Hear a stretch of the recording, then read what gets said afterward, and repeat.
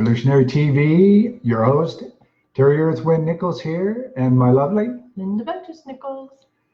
Hi, everyone. This week we're talking about noticing skills. What does that mean? And developing your noticing skills. What's really going on with a person, and how can you use noticing skills to help you in life as well as other people when you observe those situations? Linda? Well, I would say that there's a little something underneath the ability to have, or the practice of noticing, and that is to realize that there really isn't such thing as duality. Like there's no good, like you say, no good memories, no bad memories, it just is. And I love to teach the story of the sage. And do you remember that story? Okay, so I'd like you to tell it, actually. Yeah. Absolutely. So the sage's son broke his leg, and all the villagers came and said, "Oh, it's so terrible that your son broke his leg." And the sage said, "Maybe." And the villagers were like, "What? He's crazy." And they went home. And then the soldiers came and they took all the boys, and except for the son, the sage's son. And the villagers came and said, "Oh, it's so good that your son broke his leg, so the soldiers didn't take him." And the sage said, "Maybe." Right? Everything just is. And so with that in mind, you can notice out of judgment. You're not noticing and judging things and getting yourself into emotions. You're just seeing what's going on and then making a decision as to how you want to move forward, and noting and noticing what it is that you would like to have changed, and then figuring out how to make that change happen. Yes, very good. Thinking through that, maybe what you see has nothing to do with what's actually going on, or your filters and principles, your thought process creates something that's not even there.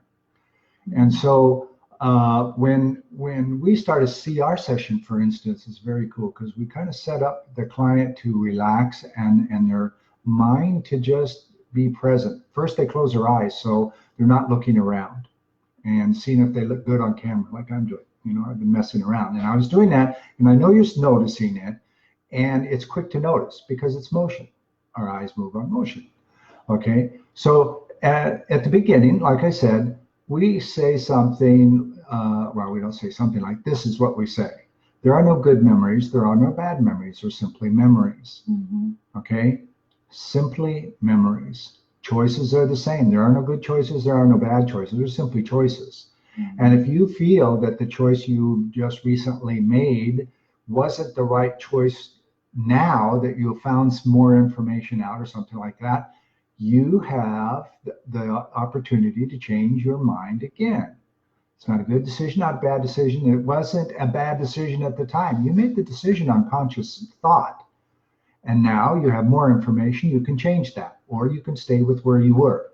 That's up to your values and what you know to be true based on the information you have. Linda? Mm-hmm. Exactly. And basically the ego wants to be in duality, wants to judge and this is right and this is wrong. And remember when you did this last time and how horrible that was. And if you're not listening, we'll go recruit the pain body and come up with a memory to get you really upset.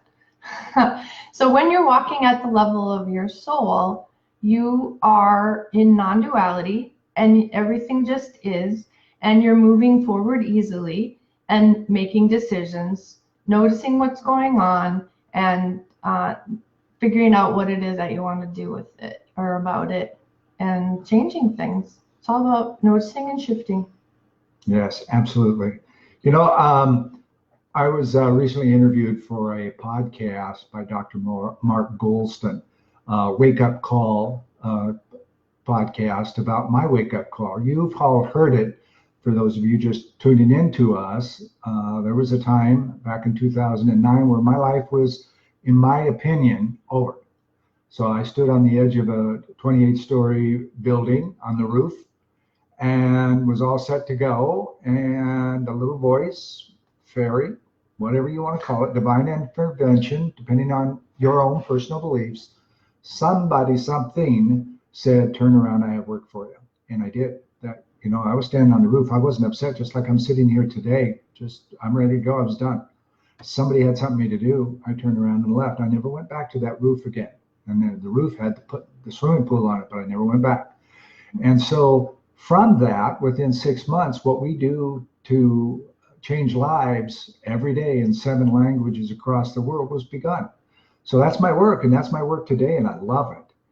That's something for you to think about as well. When you're noticing somebody having a bad time, or they get short with you, it's not your fault. They're the one that's reacting. You can either react, or you can act on your conscious beliefs and go forward, and maybe you can assist them. Now, we're emotional units, okay? So we all get mad. Me too. All of us get mad. And the sweet life that we have, we still get mad at each other and yell at each other, but then it's done and we move on. We figure out what went wrong and we move on. You know, so that's kind of about noticing skills today. Linda? I think that's great. Well, that's it for today. We're going to have another one that 1 p.m. Next Thursday. So stop by and see us. For those of you that are seeing this on the replay, please leave a comment down below. Reach out and talk to us if something that we're talking about resonates with you, because it won't, I know it won't end until we find out what's driving it and help you to neutralize it. Have a great weekend, everyone. Bye-bye. Bye.